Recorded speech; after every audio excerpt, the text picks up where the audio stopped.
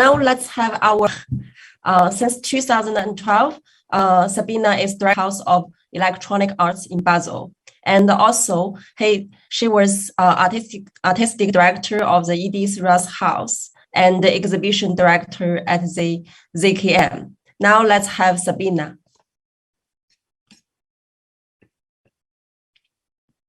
Hello. Hello, hi. For your presentation.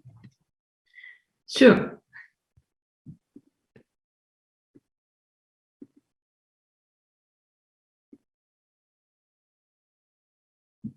So I would like to thank the organizers of the conference, Filippo Fabrocini, Kostas Tersidis, Lishi, and Wang Shan, very much for the invitation. And I would also like to thank Pro Helvetia Shanghai, Lucy Liu, and Miao Jiang for the support. I would speak from my perspective as director and curator of HEC, a House of Electronic Arts in Basel, Switzerland.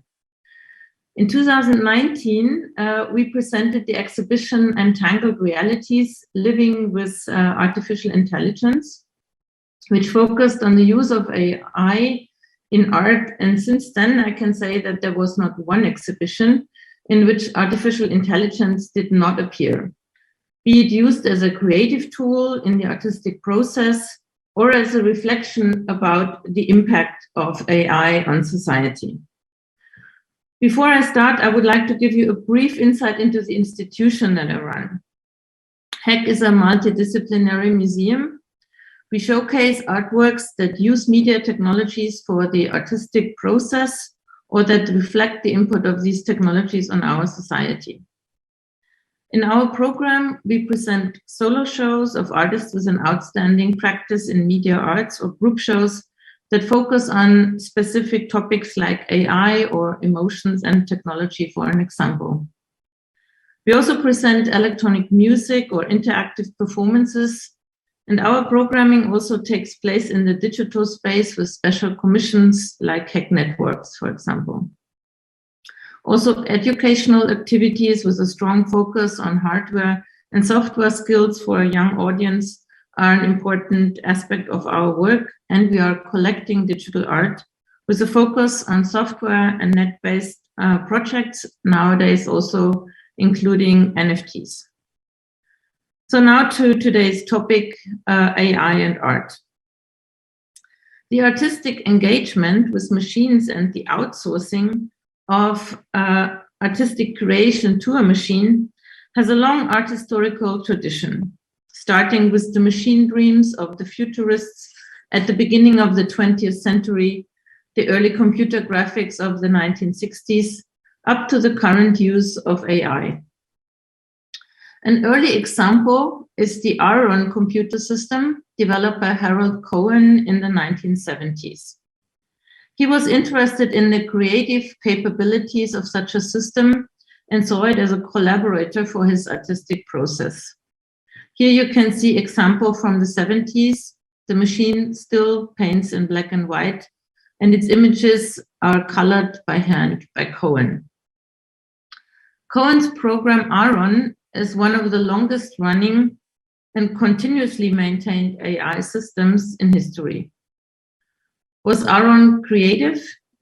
Cohen was quite clear that the program was not as creative as he was in creating it. He more or less compared the program with a studio assistant. In recent years, and you just saw this, as Mick showed it as well, there has been a hype about art created with AI.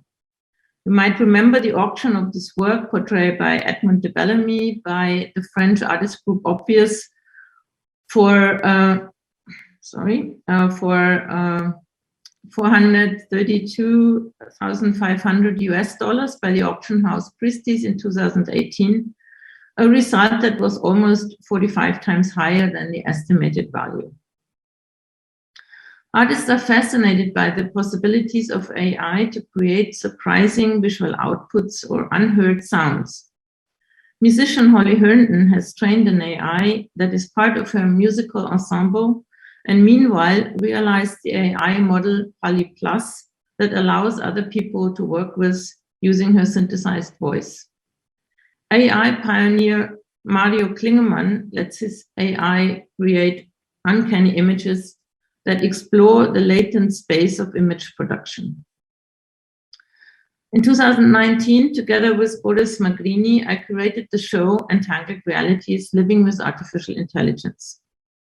In the show, a focus has been on AI as a tool that's used for designing new worlds of images and sounds, and how artists working with AI evaluate the creativity of the machine or define its authorship.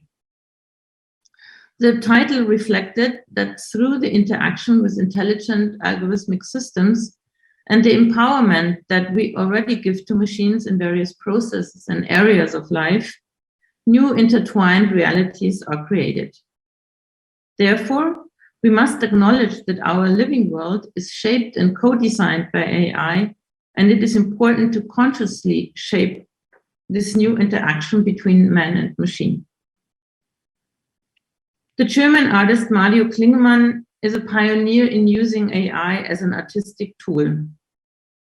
He is training his own neural networks, so-called generative adversarial networks or shotguns, for his works to generate surprising aesthetic manifestations of AI in real time. The data he mostly finds on the internet, be it works of art from past centuries or images of human faces or objects. His work, Uncanny Mirror, which you see here, was greeting the visitor when entering the exhibition. Visitors are confronted by their own representation, not in a real mirror, but seen or interpreted by an AI, which was trained to recognize human faces. The continuous emergence of past or future images and formal details gives the work a surreal and eerie character to which the title alludes.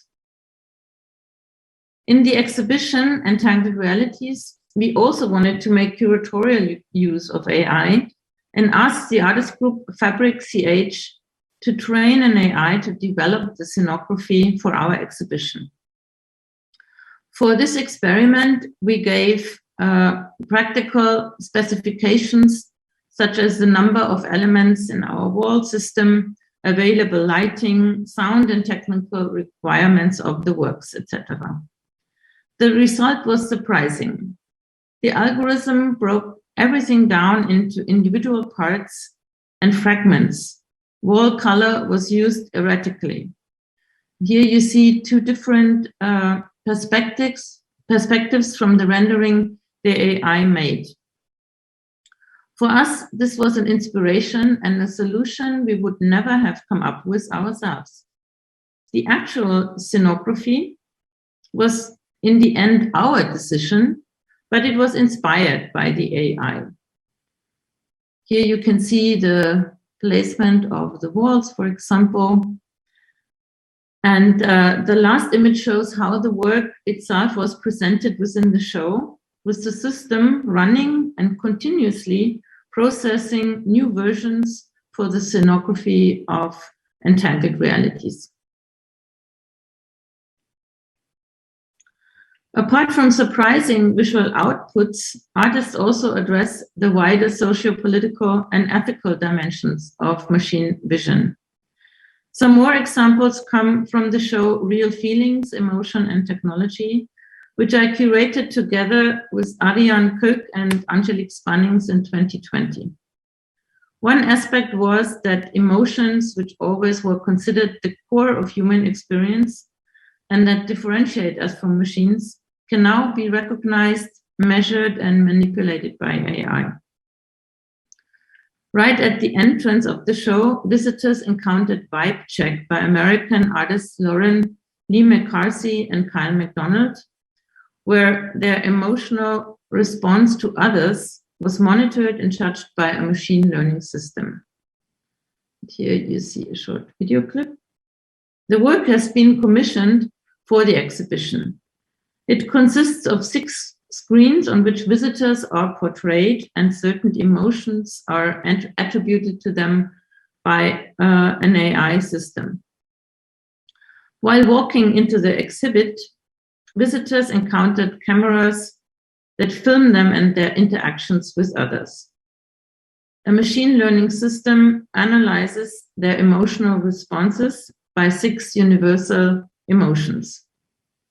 At the end of their visit, visitors experienced their own image with their respective emotions. I don't really know. While walking around the exhibition judged by a machine learning system. This project was developed by the 2 artists during the pandemic, and it presented us with the challenge that the facial recognition using AI would not work if people were wearing masks. The artists were aware of this and conceptually incorporated into the work as a potential failure. And you could see some of the examples where the system got the emotions completely wrong, of course, because it could not decipher the half-hidden faces. I don't. In her new work, also commissioned for the exhibition, Dutch artist Coralie Vogelaar focused on the detection and interpretation of emotionally loaded body language in her piece, Infinite Posture Dataset. For this, she has a dancer move on the life-size screen that is endlessly rocking back and forth, like the gadget that cheats the step counter on your smartphone. Her body is reduced to a few markers, which should make it easier for a machine learning system to decode the emotional postures. And I show you a short clip. I don't really know what I'm longing for. Hopefully.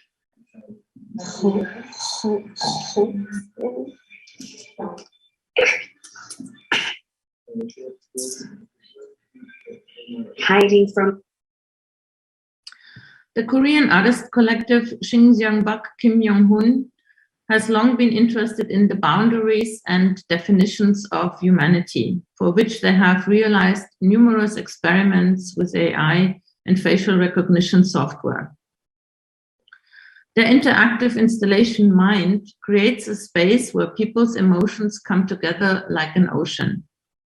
A rotating surveillance camera in the back part of the installation, where drums are arranged in a half cycle on the floor, analyzes the facial expressions of people entering the space based on a selection of universal emotions: happiness, sadness, anger, and fear.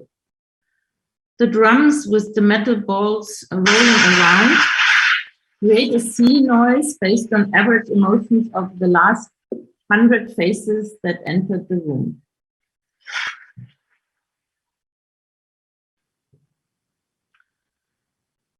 The small monitors on the wall show the face recognition analysis process and the corresponding graphic simulation. The sea is in constant motion. If the cycle of ebb and flow, a state of our collective mind, seems to manifest itself, happy faces lead to a calm sea, while strained emotions create a much stormier sea. Humans and nature seem interwoven through technology, and it is indeed an immersive experience to close your eyes in the installation and focus on the changing noise. In Co-AI Existence, artist Justine Aymar addresses questions of coexistence of humans and machines. In her poetic work, she lets a dancer meet the robot alter developed by Ishiguro Labs in Japan and interact with each other in a pas de deux. Let's see the video.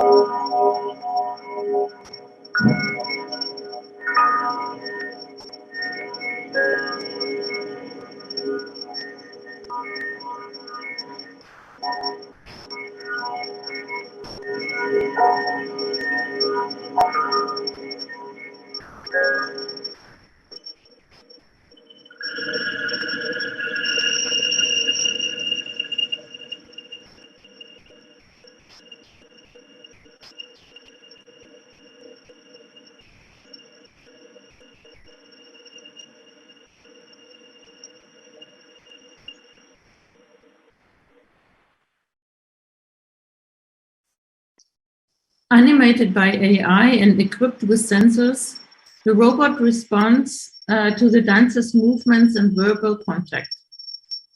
There is no common language yet, but tiny points of tactile encounters and forms of touch. This seems to make an emotional connection possible, and we feel moved when the machine seeks contact with hands or makes guttural sounds in its exploration of the environment. In an upcoming exhibition titled Earthbound in Dialogue with Nature, we also feature several AI-based works. The British artist Alexandra Daisy Ginsberg is exploring the relationship between nature and man and examines how this is changing through the progress of design and technology. In The Substitute, a northern white rhino is digitally brought back to life using AI. A life-size projection shows the artificial rhino in a virtual white space that becomes more real the more the rhino grasps it, an allusion to AI learning from its environment. The rhino's shape and sound change from pixelated and distorted to lifelike. The behaviors and sounds come from rare research footage. They remind us that without its natural context, a rhino remains entirely artificial. Alexandra Daisy Ginsberg's video installation addresses how we trust that biotechnology can bring us back species that are already extinct. At the same time, she raises the question of whether we would better protect a resurrected rhinoceros after having previously wiped out an entire species. Is this artificial rhino a better substitute for a real thing? And my last two examples are from a recent show where Swiss artist Mark Lee critically reflects upon the use of AI to analyze profile data and create personalized advertisements and the belief in techno fixes to our environmental problems. In France, we are confronted with AI-generated faces. We've seen that also before in the presentation of Mick. Faces that make us think about the protection of personal data. We are confronted with an almost infinite continuum filled with anonymous faces and transparent bubbles flooding the space. And here you see how it was installed in the exhibition. We are constantly being stared at. In our constant desire for attention in social media, now the machine looks back at us. Successfully, Lee addresses the influence of social networks on individual and collective behavior. So as you can see, the interaction worked with a mobile phone, and constantly new images were popping up, everything created by the AI, faces that do not exist. And you could also see with the 3 characters also generated by the AI. In Yanto, Yaw and Not Tip Over, we see a speculative future with an ocean inhabited by AI-enhanced flora and fauna that may survive contaminated environments. The work was created in cooperation with the Chinese artist Iris Q. Xiaoyu and the Iranian composer Shervin Saremi. The installation creates an alternative fictional reality. Lee created realistic fictional fish species with the power to defy man-made pollution and survive in contaminated environments. Drawing attention to nature's fragility, the work provides insight into the status quo and explores a possible, albeit somewhat dystopian future of an evolving computer-generated ecosystem and novel fish kingdom.